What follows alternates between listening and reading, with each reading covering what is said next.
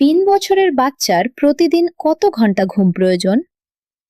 আপনার ৩ বছরের বাচ্চা কি রাতে দেরি করে ঘুমায়, দিনে ঘুমায় না?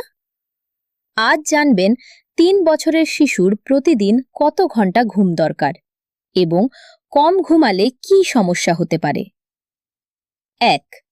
কত ঘন্টা ঘুম দরকার?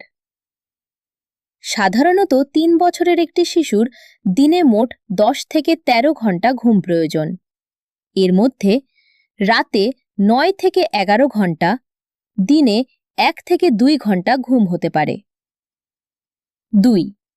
কম ঘুমালে কি হয়?